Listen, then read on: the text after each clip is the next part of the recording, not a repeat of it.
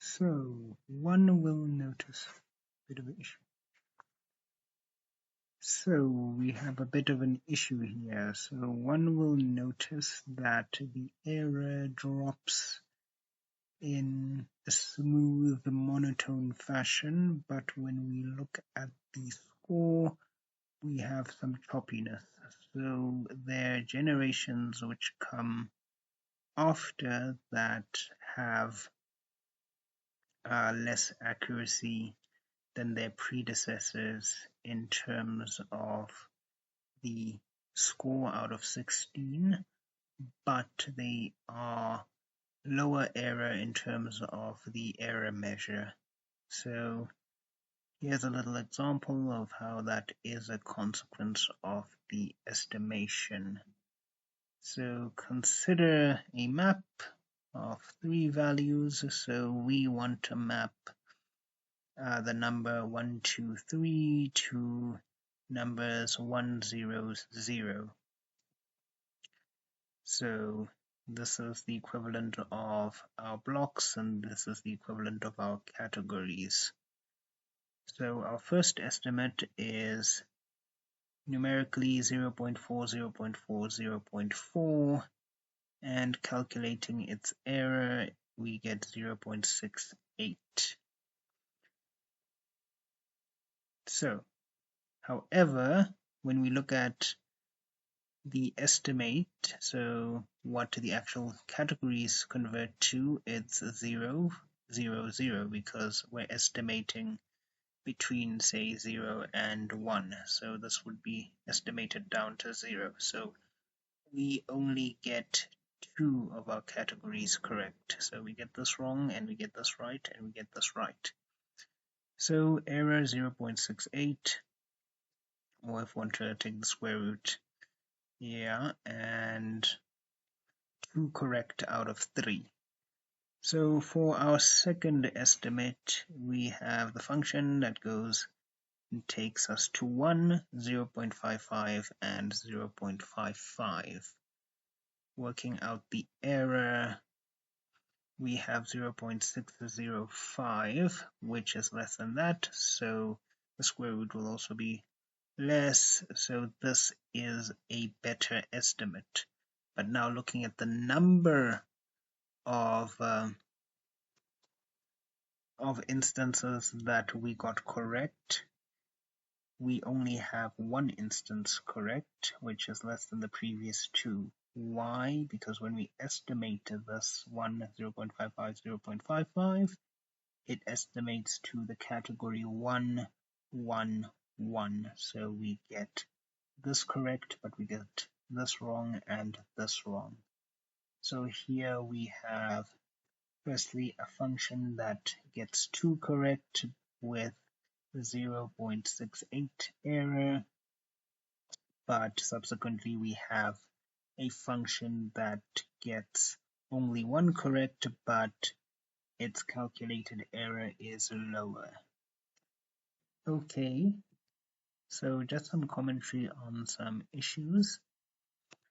Firstly, the sigmoid function in the output layer.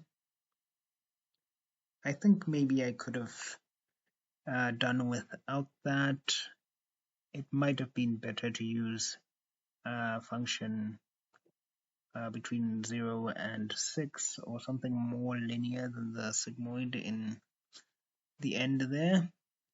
And also the output layer itself, mainly the fact that I took everything to a single value. That's not really how neural networks are depicted generally from what I've seen, but this just made more sense to me given how I worked the previous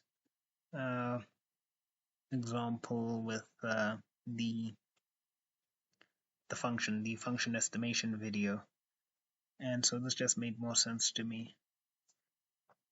And also the internal structure or the hidden layers, the 646, and the fact that it's all connected.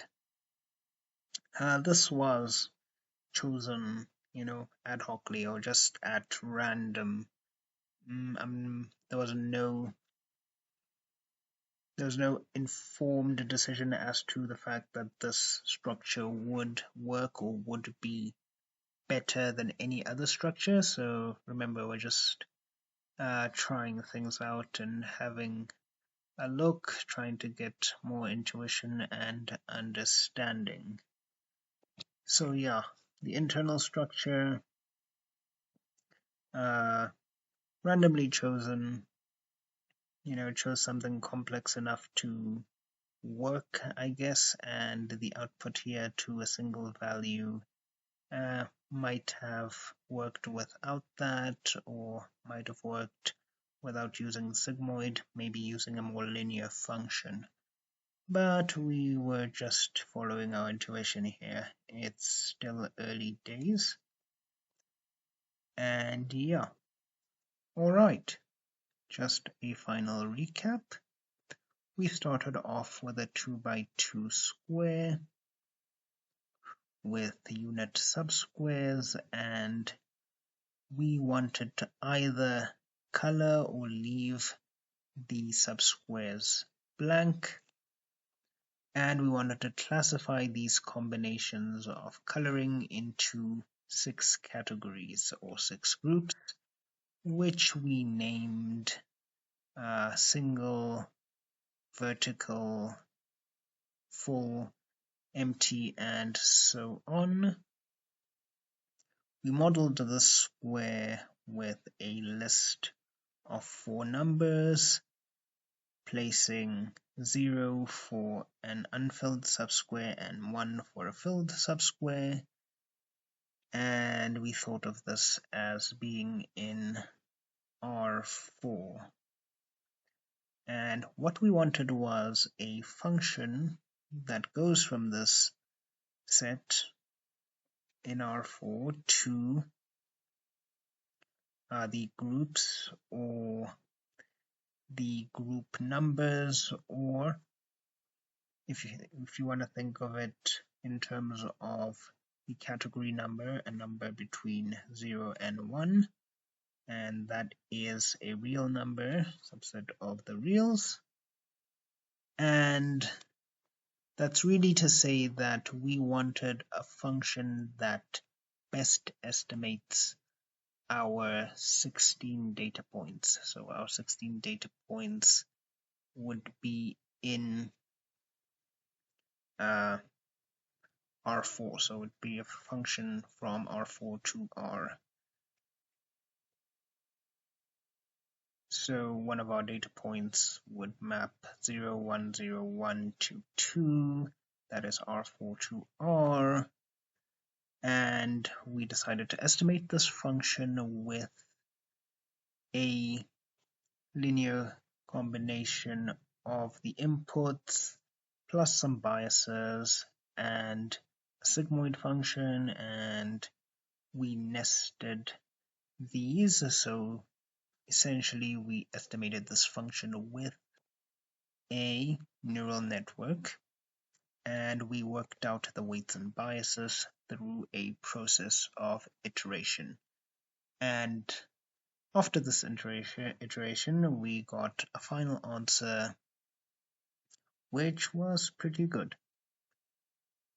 So that's that, and thank you for listening.